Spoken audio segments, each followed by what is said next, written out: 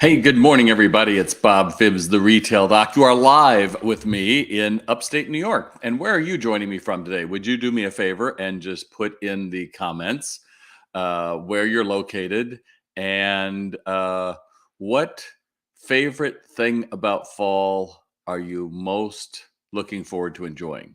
How's that? It's kind of a long question, I know, but do me a favor, just type that in. Let me know you're here because we have a literally worldwide audience. You might have seen me. I went live earlier this week talking about Target. And if you haven't seen that, you can scroll down and see it. But all about loss prevention. We're hearing an awful lot about it. In fact, my last newsletter, I talked about loss prevention a lot. But at this point, we're live with you. So any questions you have during this broadcast, I will certainly answer. And even afterwards, feel free to type in. And I monitor those pretty religiously as well. Michael, I'm glad you're here from Long Island, New York. And those of you who are bashful, don't be. Just put in where you're joining me from and what's your favorite thing about fall that you're looking forward to. Because as a trainer and a speaker, my whole mission is to get you to think. And when we think, when the brain has to connect something, oh, I heard something, I have to do something, the brain is engaged. If it isn't, you're sitting there scrolling another puppy video or some, TikTok or YouTube short, and the brain is just going to sleep. And that's one of the greatest dangers we have as trainers and owners is employees, associates, and even our customers going to sleep when they're in the store because nothing is happening. And I think I'll tell you just a little bit. There are only 90. Oops, I was going to say, what? Anybody?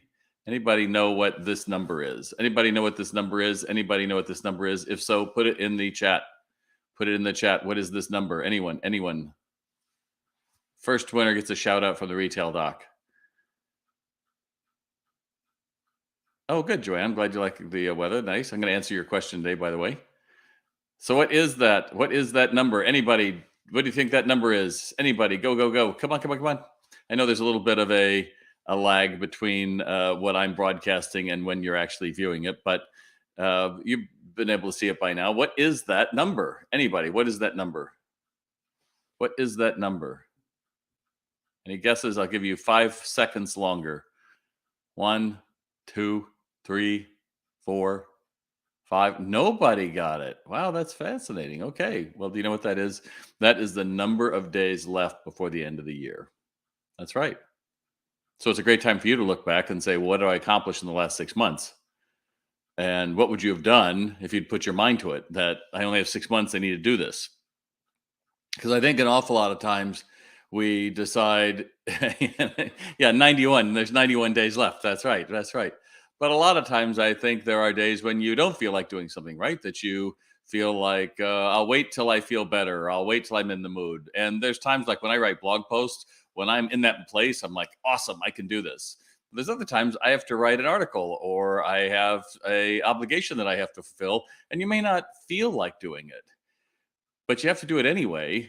And when you do it, you realize, wow, I did a lot. But I think so many people feel trapped these days because they can't just make a damn decision to say, I'm going to change, or I'm going to try this, or I'm going to commit to whatever that's going to be. We're waiting. And I'm just telling you, there's no time to wait. So think about, where would you want to be in 6 months? There's no one that's going to drive the car but you. And when I go into my comments sometimes and I read the questions and I read the answers from people, it's like, are you in the back seat? Or are you in the trunk of your business? Because there is an element of helplessness and you don't understand that just is so hard to hang on to. And then there's other people that are like, left that go. And they're like, yeah, I'm trying this and that failed. And I'm trying this and that failed. Because here's the thing, the brain only learns from failure. That's right. When you get something wrong, you look at, well, what did I do wrong? Oh, I should have done this, right? Or the time that you go to work and you have a terrible day and you realize I probably shouldn't drink, past 6 o'clock at night or something the night before. But the brain learns from failure. If we're not trying things, the brain is losing that initiative to be creative and to try to find things out. And I'm telling you that if you are stuck and you feel like all these things are out of me, I just am out of control, listen to the words you're using, the words you're using to yourself. Because I think there's no greater battle. I've said this before, those of you longtime viewers, of the parts of us who want to stay stuck and the parts of us that want to succeed and change. That battle is really the hardest thing, I think, for an entrepreneur, because you get stuck in this idea that, oh, we've tried that. We can't. Have you tried it since pandemic? Well, no. Have you tried it since whatever? No. Or I'll do a speech and people say, I used to do that. And I'm like, well, why'd you stop? I don't know. If you don't know why you're starting and stopping, it's a place for you to dig. So I hope you'll consider that today as I get ready to answer your questions. If you like what I have to say, do me a favor and give me a thumbs up, because frankly, the algorithms aren't showing them uh, uh, content to as many people as we used to. And if I notice that with 400,000 followers on LinkedIn and about 20,000 on each of my other platforms, I'm sure it's the same for you if you have less people. So there you go. Good morning, Alex. I'm answering your question today. Meg, I'm glad you're here from Bear Lake in Michigan. Okoroki from glad you're here today. Jody, glad you're here. And several others I know you were watching as well on replay, so that's fine. Let's get to your questions. Tom asks, after 5 years, my partners decided to leave our business because I'm a planner and a detailed person. I can't do it all alone. Any advice on who is the leader in a business when the partner who isn't in charge wants to call the shots? Boy, I can tell you, Tom, that I've had people who have really succeeded in partnerships. I know a husband and wife that I used to work with, and the husband was all the financials and the negotiations and the leases and all that. And the wife was the person in charge of the merchandise and the people. They kind of always kept those apart. And then the day that the husband decided to get involved in something, it ended up terrible because he crossed the line and it created friction, etc. I just think it's really hard to be the leader when somebody doesn't want to call the shots. But you know what? Instead of hoping that it would be different, you just have to give up that hope. I wish that she would do more. Well, what happens if we release that? She's not. I hope she finds something else to do. Great. What's the partnership look like? What's the agreement look like? Those of you looking at starting businesses, this is the time when you realize a partnership agreement needs to be thought of as if we're going to break up. Because if you at least get all those places in the contract, then when moments like this happen, it's like, oh, I know what we're going to do. If it's husband and wife, it's harder. Husband, wife and wife, doesn't matter. That boundary, when it crosses, is tough. And I just say, the only thing I can say to you, Tom, is you just have to give up the hope that you would have made it better or done something else. They're unhappy. They want to go somewhere else. That's probably going to be very freeing for you. And if it means that you're going to have to hire somebody else to do some work, then it means that. And you're probably going to have to raise your prices, but embrace it. Don't fight it and be bitter about it, because I can tell you, I've seen it affect more partnerships and marriages than you can imagine. So there you go. Lewis, how do we effectively merchandise products with limited space? What should we do? Well, Lewis, I think, I'm reminded of back in the 80s, I know most of you weren't even born then, but when I was selling cowboy clothes in Santa Monica, California, and we were a Western wear store. And I liked the store. It was a beautiful store, but it was so curated down to nothing that we couldn't really show the breadth of what all we had. So I literally took all the shelves out of the stock room and I put them above the display shelves. Man, was that an impressive store. And you walk by, you're like, holy crap, they must have everything. And that's the comment most people made. All I could do was go up, right? You can't suddenly make people go in the back. I think a lot of times we get in trouble with our merchandising because we think we have to have everything out. And I would encourage you to think about, Lewis, that effectively merchandising means space. And the more expensive your product is, the more space it needs.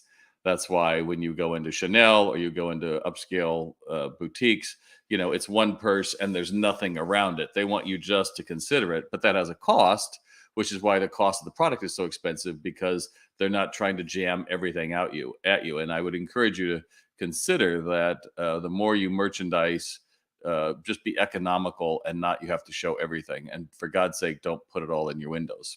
And those of you who are considering buying SalesRx, there's a whole course in SalesRx, my online training program, about how to merchandise. So wouldn't that be nice? You could take that and get all of my tips and secrets right there.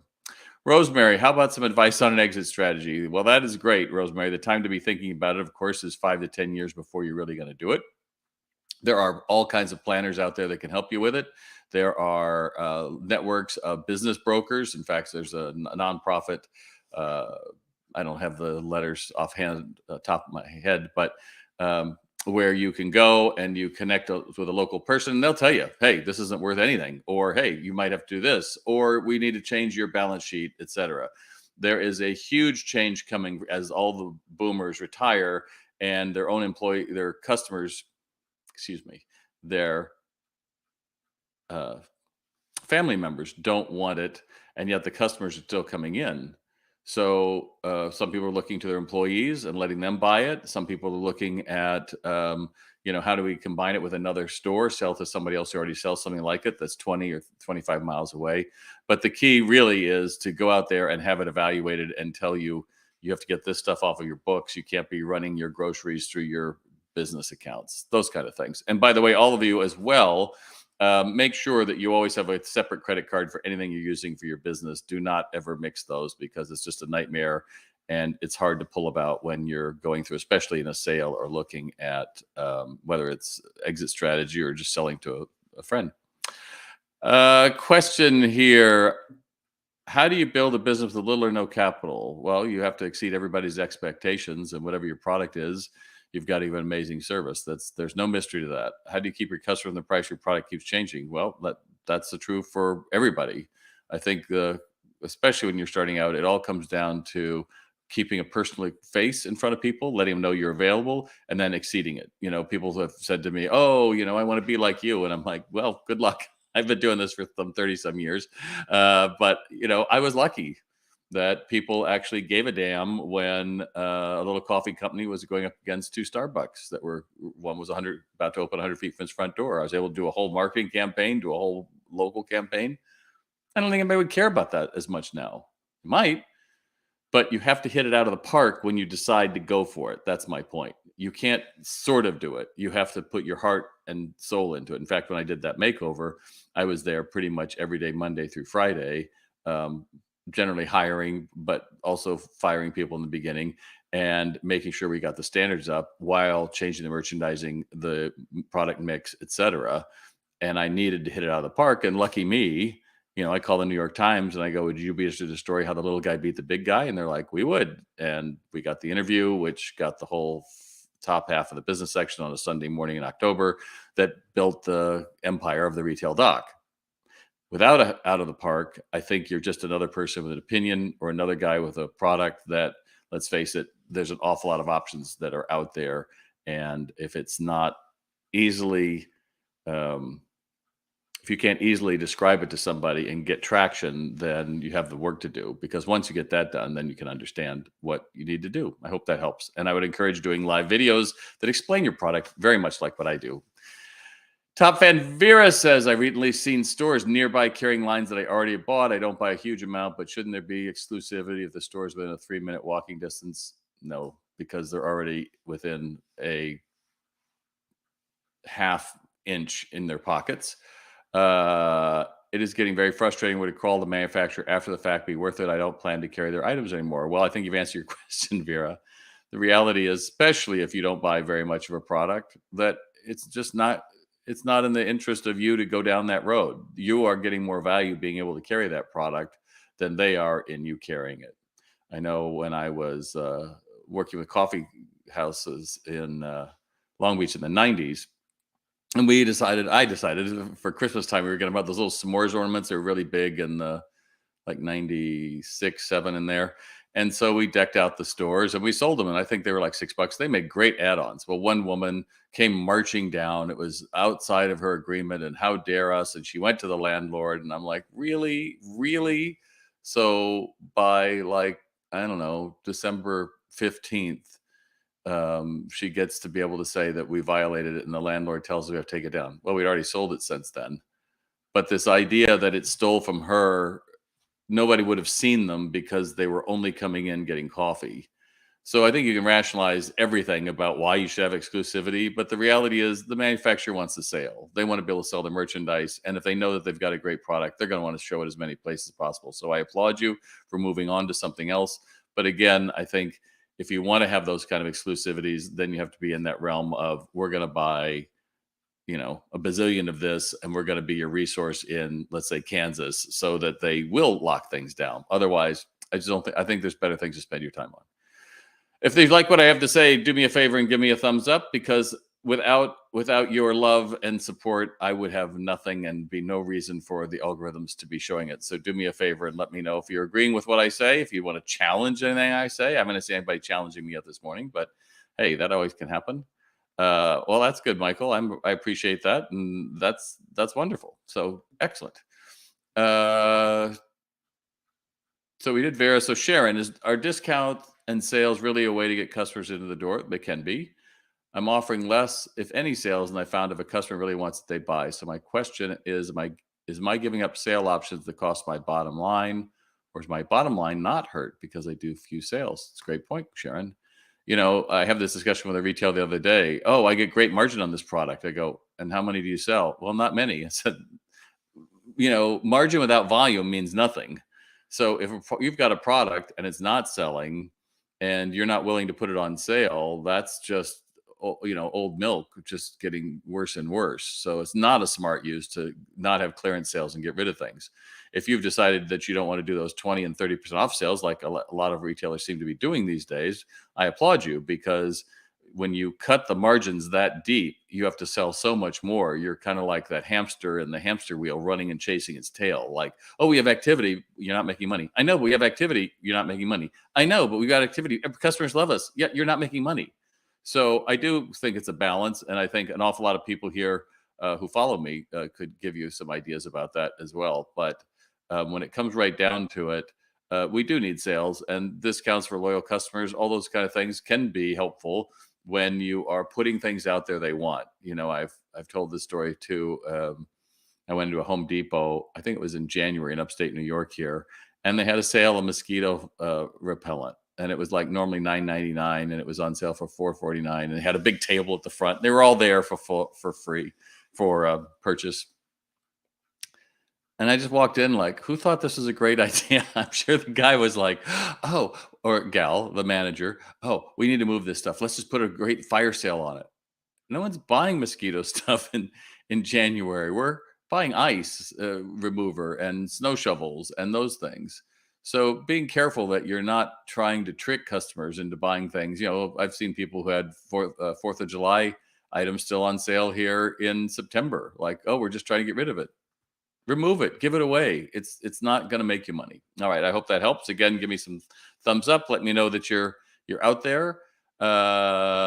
David, how often do you check your competitors? Do you use variable retail markups? Well, I think you can always check your competitors. That means you walk in the store is what I hope you're talking about, not just going online, but you go in the store and walk the store. I have no problem doing that. I've led awful lot of managers and owners into their competitors' stores to see how it's done. People they thought were so invincible and so wonderful that when they walked in, it was like, oh, well, I can compete against this. Like, I know you're doing it. So it never hurts to do it, but always approach it from the idea of what can I learn? What are they offering that we aren't? What are they doing that is allowing them to steal my customers? And then you want to address that. You don't go in there looking to say like, oh, we don't do that. We're better. We're better. We're better. There's no point to that. Right. So, and as far as variable retail markups, of course, you can do that. What that means, some of you may not know it. It's you can have a different margin for, category or class of products, not a general one for everything. But again, being careful of your margins, that margin without volume means nothing. So balancing that is really important. All right, Joanne, next year, one of our town's parking decks is being demolished and rebuilt. That will last from January 24 to December 25, 2 years. That is scary. It's going to be rough during the events and the holidays. Good chance many businesses will suffer. The city drafted a plan, but many of us are scared. Yes, I can try to boost sales through online, but a large part of our income is from tourism. I feel I have to back off buying and emotionally and financially prepare. I think that's probably smart. I think that access is a huge thing. Depending on your downtown, if you get people to, they still want to come downtown. I forget where you're in Bethlehem. I would encourage you to be making videos and maps of where they can park when that is gone. I would I'd want to get everyone in your downtown area that's affected to make live videos, and not one, but do several throughout the next 2 years. I would do one certainly in December. Things are going to change next month. When you want to come here, you'll have to find parking X, Y, and Z. I would try to have fun with it. And then I would also make sure that you talk to your local chamber that the employees have to park away from the store, and that includes the owners. I'll never forget, I was working with, I think it was an Annapolis downtown group, and this woman was complaining about the parking. It was so terrible in downtown, and why the city needs to do this. Rah, rah, rah, rah, rah, right? Okay, so I saw that, and then I went to the meeting the next morning, and I saw this car right in front of this person's place, and I said, "Who owns that car?" "Oh, it's the owner. She always parks there." It's like, you can't do that. you you can't steal the privilege that your customers need and then say, "Oh, there's nothing we can do." That's just not fair. All right. And before I forget, the rally with Joanne and everyone else here is you've got to get more out of every customer. That everything that we were going through in 2019, that we're having so many more choices for where we can spend our money and so many more experiences. Everything are kind of back. Everybody has bought all the things that they needed for their pantries and all their hobbies that they started during the pandemic, and that's kind of everybody's kind of going back to what they did before. You're going to need to get more out of them. And so if you're looking to take your, salesperson who average sells, I don't know, $1,000 a week or a month or a day, or 100,000 a week, a month or a day, and you're trying to get them to be 20% better, well, I encourage you to look at Sales RX, my online retail sales training program. 83% of our respondents uh, replied that they got a double-digit increase in 6 months. It's not magic; it takes time. It's behavior training. But when you're on the other side of it, you have people saying, "Wow, that was an amazing experience," and they don't even know why or what changed. It's just that your attitude helped make people feel that they mattered, and because they felt they mattered, they bought the merchandise. All right, so just two more, and if you have any other questions, let me know. Meg, I'm three more. I'm questioning a very profitable line in my boutique. I'm unsure about my new account rep. My trusted rep that has resigned has told me to tread slowly because of location change and style changes. I'm going to ask any of you who might know what to say to Meg. I'm not exactly sure what the question is. I think she has a new rep who's telling her one thing and has an older trusted rep who's telling her to go slowly. And what would you do in that case? So we will return to all of you if you have answers in the comments. I would say, Meg, if it's a very profitable line in your boutique, I don't know how much it matters. Um, I think it's always a matter of balancing fear with desire. We all want to base it on buying because we believe in the product, but I think you also have to understand, how am I going to move this? What happens in 3 months if it doesn't move? What am I going to do? And then you can put your orders in A, B, and C, and then just start considering the C's. Like, maybe I don't have to get those right now. Maybe that's something to help. If any of you have any points, certainly let me know. Alex, I'm having anxiety over a competitor's marketing strategy of discounting and changing hours. I'm assuming they're discounting the product and they're expanding their hours. The anxiety and focus, what matters, my company, what we're trying to do to keep a good job for our customers. Look, the reality is you can't change your customers. You can't change your competitors. All that you have is you. So what would it take to mix it all up, Alex? What if if you started that store, that garden center again, what if you totally changed up everything? Because I find that when you move the merchandise, there is the explosion of energy that kind of propels you forward. I'm doing a business makeover right now for beer stores in upstate New York, which is quite a learning challenge, mainly because there's space and there's dating involved, which you don't really have those constrictions in traditional retail. But I can tell you, as I move through it and move these things, just the energy in the store has gone up. And then we add some different lights. I just think it's a matter of changing yourself and getting away from looking what the competitor is doing, and then being able to show the difference. Alex, I know I had a little one of my favorite park nursery in Long Beach, California. They were amazing, and they would show like a pony pack of 6 petunias, and they would have the the plastic thing that holds on. They put that on the sign. They had theirs, and they had one of the big boxes, and they said ours is $2.99 and theirs are $1.49, and it would say, but with less soil means the plants are younger and more likely to be affected by transplant shock. and they probably will die sooner. And if you're a lazy gardener, you definitely want to get the bigger ones. I thought that was brilliant. So things like that you could incorporate might be helpful. Send me a video what you do with it so that I know that I can go through and give you a thumbs up. But just know you're in the right place, Alex. You're trying to figure it out, and you've got a new source of stimulus that can be frightening, but just take it and say, and now how am I going to do this? And then it's just a better way to go. All right, let's go back. I have some questions here. I have some answers here about the reps. Uh, my new rep wants to sell this line in nearby boutiques. Currently, I'm one of 2 retailers of this line in the state of Michigan. Okay, interesting. I don't know what to add to that, Meg, but thank you for that. If jewelry store changes, keep in mind your customers. Just the style to embrace or ask for. Oh, that's interesting. Will they embrace it or ask it for? Okay, mix it up. See, there you go. I like that. All right, good. And Dave adds, how does your store fit in with the environment? Look at all of this. Excellent. All right, well, you've been great. We've been here for 26 minutes. You're still with me. Give me a thumbs up if you're still here. Shannon asks our final question of the day. If you have an employee who tends to slack off, not anything crazy, how do you motivate them to work harder and work better as a team?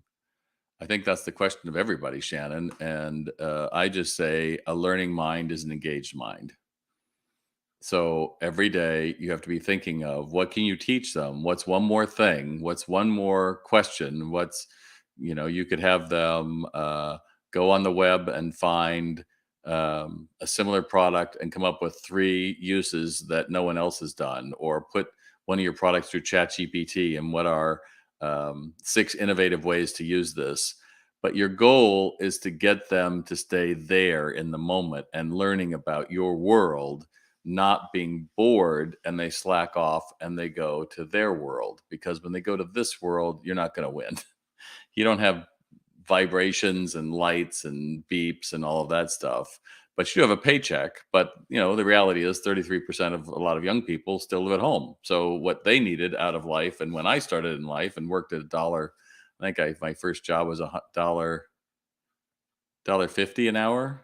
It's very different. And so instead of saying, oh, it should be like this, just say, all right, so this mind needs to be focused. And to focus them, I would certainly encourage you to be using sales training, because a lot of people go through and they think everyone can do it. I can tell you that the vast majority, only 10% of the world, are great salespeople.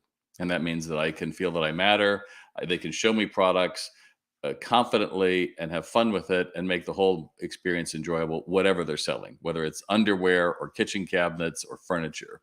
If you're not getting that, if you have employees who would much rather work in the dirt, Alex, or they'd rather sort something, Heidi, or they'd rather be on their phone, or they'd rather be doing something else, then we have to look at, well, what does that translate on for the customer? And customers are, at some point, they're just going to say, I'm not coming back.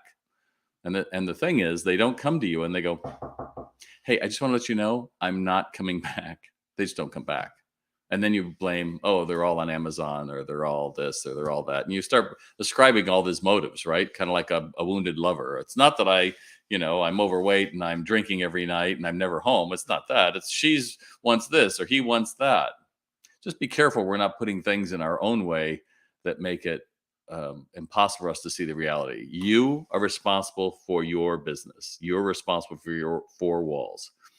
If you want an exceptional experience, I hope you'll follow me. I hope you'll share this video. I hope you'll check out Sales RX, but I hope you'll change and stop being comfortable being stuck. Only 91 days left, my friends. Let's make the most of it. I'm Bob Phibbs, the Retail Doc. Thanks so much for joining me today.